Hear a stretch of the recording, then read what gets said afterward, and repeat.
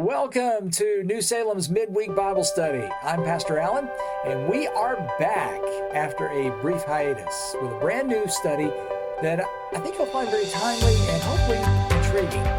But first, please give this video a like and share it with your friends. Also, if you haven't done so, please subscribe or sign up for notifications depending on which way you're doing this, so you'll never miss any of our future studies. If this is your first time to join us, we'd love to get to know you a little bit. So leave us a comment, tell us where you're joining us from, or you can reach out to me directly at pastor@newsalembaptist.net. Now, there's a new expression that maybe you have encountered recently. Maybe you've heard one of the high-profile incidents of people who say they are deconstructing their Christian faith. Now, though the language of deconstruction is a little novel, this is not really a new phenomenon, as individuals have wrestled with questions about faith, doubt, and disillusionment for centuries. Believe it or not, there can actually be a positive outcome of this deconstruction process, but I'm going to make you wait till we get to the end of the session to hear what that is. Most often, the deconstruction cases that we hear about tend to end up with a negative outcome, with a person leaving the Christian faith and deciding to no longer identify as a Christian. Now, there are a lot of reasons why somebody may leave the Christian faith. If we're honest, we'd have to admit that a fair number of these people leave not for intellectual or theological reasons, but because of moral and relational reasons. Many times people get caught between the moral code associated with the gospel and their own attraction to behaviors that the Bible labels as sin. In a lot of cases, we would rather take temporary gratification compared to the eternal reward. For other people, the struggle is more about how to reconcile their loyalty to Christian morality with their love and their loyalty towards family member or friend who is living outside of that. It's a tough spot to be in. But there is another major contributor to this temptation, which affects a much wider swath of people. Indeed, I would say nearly every person of faith will wrestle with this temptation at some level, at some point in their faith journey. We're talking about the temptation to experience doubt when we encounter questions that defy easy answers, especially questions related to the presence of suffering and injustice in the world. Theologians and philosophers group these kinds of questions under the label of Theodicy. Basically, the problem of Theodicy asks, if God really exists and God's really in control, why is there so much evil and pain and suffering in the world? Now, be honest. We've all wrestled with that question. And it's not an easy question to wrestle with. But it leads us to another question. How do we keep the light of faith burning even when we're surrounded by the darkness of doubt? Well, to help answer that question, let me introduce you to a man named Habakkuk. Habakkuk directed some of those tough questions directly to God. And amazingly, God answered. So who was Habakkuk? Habakkuk contributed a tiny book to the Bible, nestled between the prophets Nahum and Zephaniah. It's only 3 chapters, just a couple of pages in most Bibles. And Habakkuk is identified as the book's author in 2 different places in the book. First, in Habakkuk 1, verse 1, where we read, the oracle which Habakkuk the prophet saw. Now note here that Habakkuk is identified as a prophet. The Hebrew word is navi. In the Old Testament, true prophets were individuals who God called directly to speak to his people on his behalf. A prophet's job was to tell people what God was up to in the world or what God was about to do in the world. Indeed, the Hebrew word translated as saw refers to a vision or an insight that a prophet received from God. Note also that Habakkuk's message was described as an oracle. The actual Hebrew word here literally means a burden, as in a heavy word. When used in connection with a prophet, this was a technical term that typically referred to a message of judgment involving a foreign nation. Sometimes that message was a judgment against the foreign nation. In the case of Habakkuk, however, the heavy word concerned judgment against God's own chosen people in the nation of Judah. And that judgment, according to Habakkuk, was going to come by means of the foreign nation of Babylon. Now, at the end of the book, in Habakkuk 3, verse 1, we read, a prayer of Habakkuk the prophet, according to the Shigionoth. Here Habakkuk again clearly identifies himself as a prophet, but chapter 3 also gives evidence that Habakkuk may have been more than a prophet. He may have actually been a priest as well, or at least a member of the Levites. That was the tribe in ancient Israel from which the priests were drawn. The term used in verse 1, that Shigionoth, refers to a form of highly emotional poetry, often set to music, kind of like the Psalms.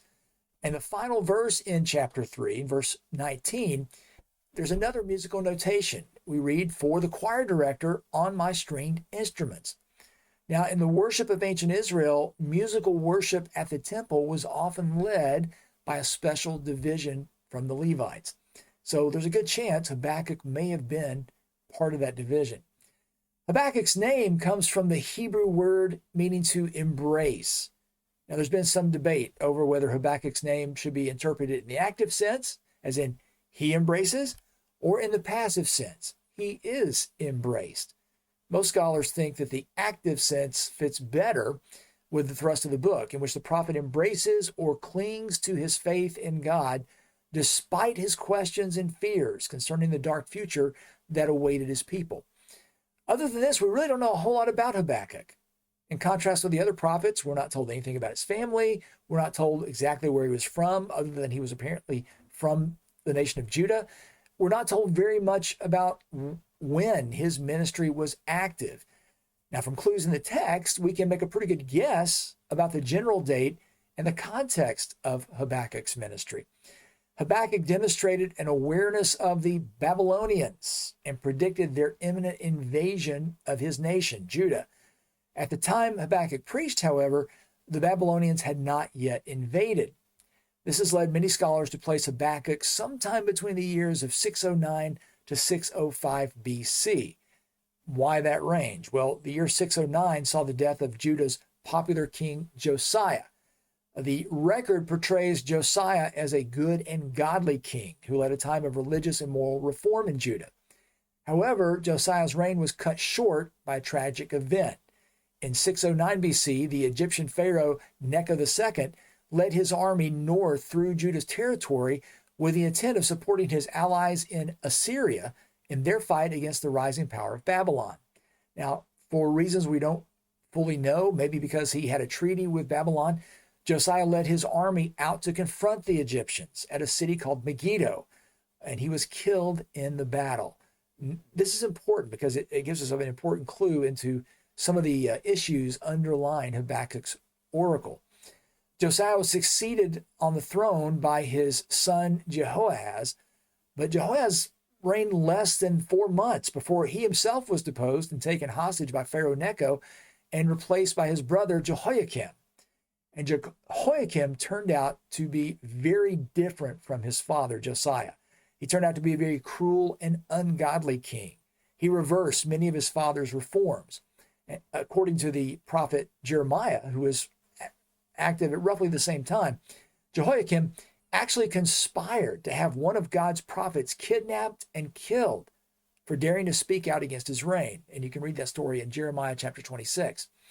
Now, even though Habakkuk may not have known it, Jehoiakim also turned out to be Judah's next to last king before the Babylonians turned on Judah, invaded, and destroyed Jerusalem just a couple of decades later. Now, on the other end of that scale, the year 605 was the year that the Babylonians defeated the Egyptians at the Battle of Carchemish, marking the ascendancy of what we call the Neo-Babylonian Empire as the top power in the region. The theme of Habakkuk's prophecy flows out of his questions and his concerns over the imminent invasion of Judah by the Babylonians. This looming threat raised some important questions for Habakkuk. First of all, why does God allow the increasing wickedness in Judah to go unpunished? That's what we see in the first part of chapter 1. The other question is this: why would a holy God, or would a holy God, actually use sinful nations like Babylon as a tool of judgment against his own people? And that takes up the bulk of chapter 1 and all of chapter 2. As Habakkuk wrestled with those questions in light of what God was revealing about himself, the prophet finally came to a place where he could express his continued trust in the Lord. And that's what we find in chapter 3. In this way, Habakkuk's preaching serves as a defense of God's goodness and power in view of the problem of evil. An important clue to the answer that Habakkuk finally settles on is found in chapter 2, verse 4. The just shall live by faith. Now, in the New Testament, you'll probably recognize that verse forms an important part of the Apostle Paul's understanding of the gospel. We see it pop up in places like Romans 1:17, Galatians 3:11, and to some extent in the book of Hebrews, chapter 11, verse 38. So in this session, let's focus on that first question that Habakkuk raised. Why does God allow evil to exist while the innocent suffer? Habakkuk took his complaint directly to God. In Habakkuk 1:2, we read, "How long, O Lord, will I call for help, and you will not hear? I cry out to you, violence, yet you do not save." When we have questions and doubts, how often do we spend more time talking about God instead of talking to God? It's like we're almost scared to bring those dark thoughts to God. Let me let you in a little secret. God wants you to bring those dark thoughts and those doubts to him. He wants to help you work through those. He doesn't want you wrestling with those things on your own, but he wants you to bring them to him. He's a big God. He can handle it. Habakkuk had no problem appealing directly to the Lord. In fact, you'll notice there in verse 2, Lord is in all capital letters. That lets us know that he is addressing God by his covenant name, that special Hebrew name that God revealed to Moses at the burning bush, and that the Jews treated with such reverence that they never pronounced it. That was the name that was not to be taken in vain. Apparently, Habakkuk had been appealing to God about these concerns for some time. This is indicated by the phrase, "How long?" In other words, how long do I need to keep calling on you about this? The problem was that God didn't appear to be answering, at least not yet. To Habakkuk's eyes, it appeared that God wasn't paying attention. You ever witness someone driving erratically, or maybe they cut you off and you say to yourself, man, where's a cop when you need one? Well, on kind of a low level, that's kind of an analogy to what Habakkuk is saying here. God, all this stuff's going on. I keep bringing this stuff up to you, and you don't seem to be doing anything about it. Habakkuk portrays himself as calling for help against the violence and injustice that he witnessed in his society. He says, I cry out to you, violence, only to be frustrated by God's apparent failure to intercede. I just heard a story today about a city that's having some problems with riots, and they're also their police force has shrunk somewhat, and so now the police are telling people that if you call about certain calls, we may not be able to come answer. Can you imagine calling 911 and there not being anybody there to pick up? That's kind of how Habakkuk felt when he was calling out to God about all these evil things he saw going on in his society. Habakkuk's faith was shaken by the injustice and the suffering that he witnessed. In verse 3, he says, why do you make me see iniquity and cause me to look at wickedness? Yes, destruction and violence are before me. Strife exists and contention arises. Habakkuk's question points to the rather common but false understanding that a lot of people have about good and evil. This false idea assumes that, well, if we're good people, then we're only going to experience good things, right? You ever caught yourself thinking about that? Even if we say we don't really believe it, don't we often act as if that were true? That's why we get so upset when bad things do happen, because we say, God, I didn't deserve this. Now, there are a couple of traps connected with this false premise. One is that if bad things are happening to us, then, well, gosh, I guess we must have done something bad. That's the logic anyway, but it doesn't necessarily mean that's true. The truth is that sometimes negative consequences are the fruit of seeds that we've sown ourselves. Sometimes bad things happen because we have done the wrong thing. However, sometimes bad things happen to us, not because of bad things we've done, but as the consequence of the bad behavior of others, and we are simply victims or collateral damage. The reality is that every one of us encounters bad situations because we live in a bad neighborhood, a fallen world that's been corrupted and warped by humanity's rejection of its creator. Because we live in a sinful world, there's bad stuff out there, and sometimes it just happens to be your turn. Now, the other trap is thinking that if bad things are happening to good people, well, that's some kind of poor reflection on God. Is it that God's not really good that these things are happening? Or is it that God's not able to overcome evil? He's not really strong or powerful enough. But remember again the context that Habakkuk lived in. Surely many people were wondering, if God is really in control, how could a good, godly king like Josiah be killed by an ungodly pagan like Necho? If God were in control, how could he allow a godly king like Josiah to be replaced by a godless tyrant like his son Jehoiakim? In a moment, we're going to look at God's response to those false premises. Habakkuk found himself trying to live as a just person in a corrupt society that was sliding into greater and greater injustice. In verse 4, he says, therefore the law is ignored, and justice is never upheld. For the wicked surround the righteous, therefore justice comes out perverted. Does that sound in the least bit familiar? Ever find yourself complaining about the world, that the world's going crazy, and decent people don't stand a chance? If so, guess what? You can relate to Habakkuk. Now, note the progression that Habakkuk lays out. The law, God's commandments, were being ignored. The further society drifted from God's commandments, the more unjust it became. The more violence and disorder and chaos increased. And isn't that exactly what we see happening in the society we live in? The wicked, the criminal, and the corrupt were beginning to outnumber the innocent in Habakkuk's society. The society's morals were being perverted. They were literally being turned upside down. What used to be called evil was now considered good, and what used to be good was now dismissed as evil. Does that sound familiar? Now, that situation in itself was a source of doubt, because from the days of Moses, Habakkuk's people had heard God described in the words of Exodus 34, verses 6 and 7, where we read, the Lord God, compassionate and gracious, slow to anger and abounding in loving kindness and truth, who keeps loving kindness for thousands, who forgives iniquity, transgression, and sin. Yet he will by no means leave the guilty unpunished, visiting the iniquity of fathers on the children and on the grandchildren to the third and fourth generation. So they expected that God would condemn the unjust. And yet, in Habakkuk's eyes, the supposedly just God was allowing the guilty not only to go unpunished, but to flourish. For Habakkuk, that was a hard pill to swallow. So he calls out to God and brings his complaint. And then, starting in verse 5, we see God's answer. There's an abrupt change. In chapter 1, verse 5, the perspective of the speaker is different. It is no longer Habakkuk. Now it's God's turn to speak. And God tells Habakkuk, prepare to be amazed. He says, look among the nations, observe, be astonished, wonder, because I'm doing something in your days that you wouldn't believe it if you were told about it.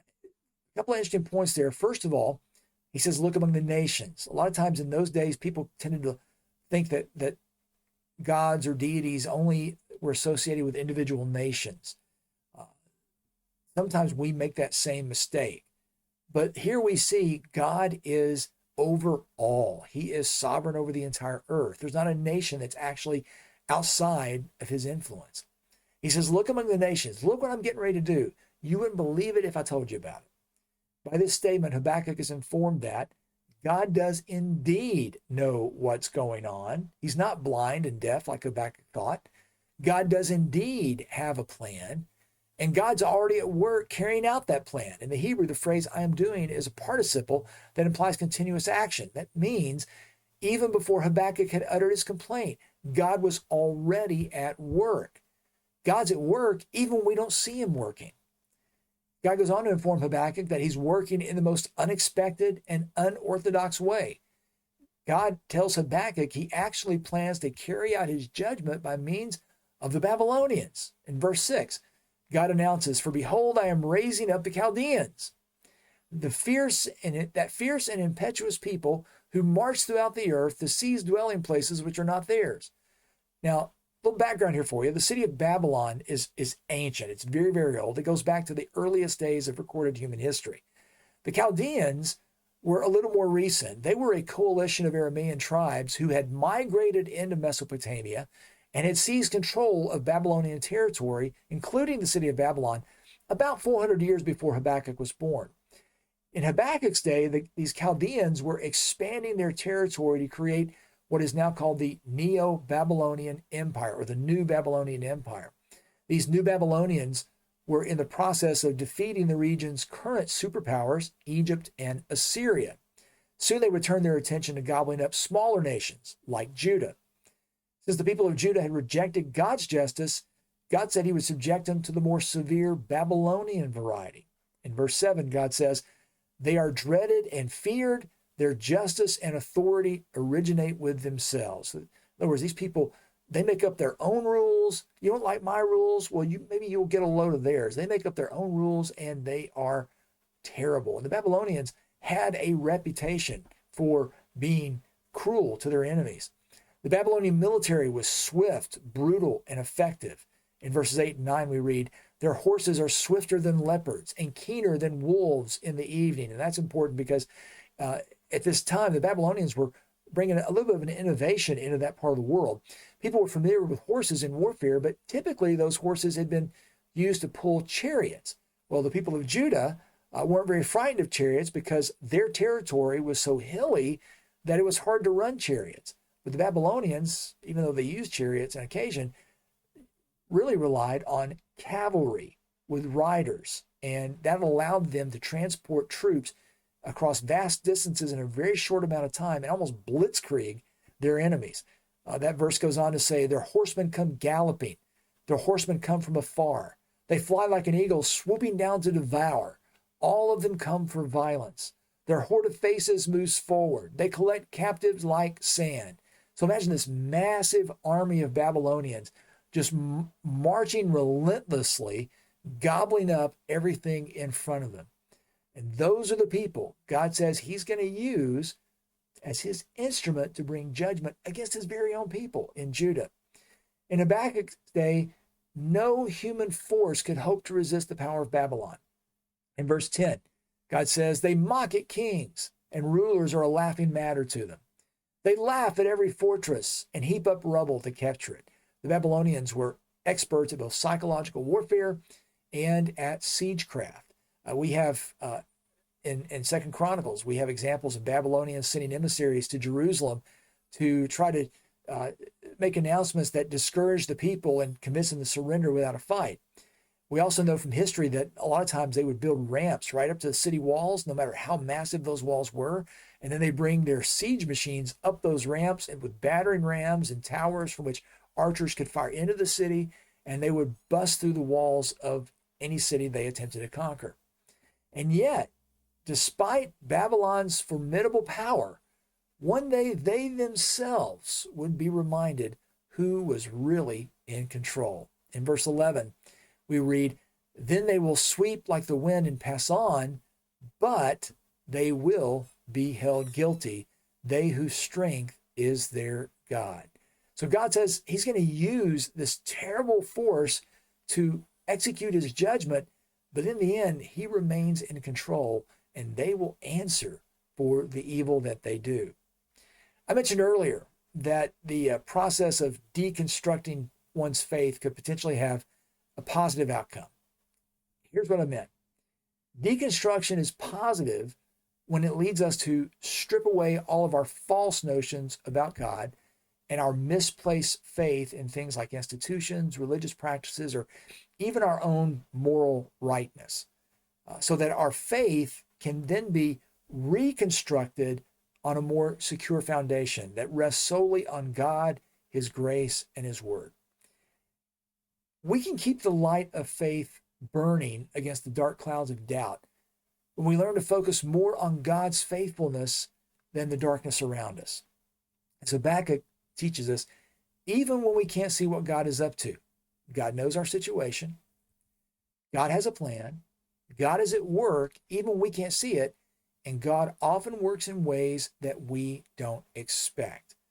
The trick is learning to trust that God is doing all those things, even when we don't see it happening right in front of us. Of course, God's announcement that he was working through the ungodly Babylonians prompted a lot more questions on Habakkuk's part. Namely, how can a holy God really use unholy people to accomplish his plans? And for the answer to that question, you're going to have to join us next time. Until then, keep walking by faith.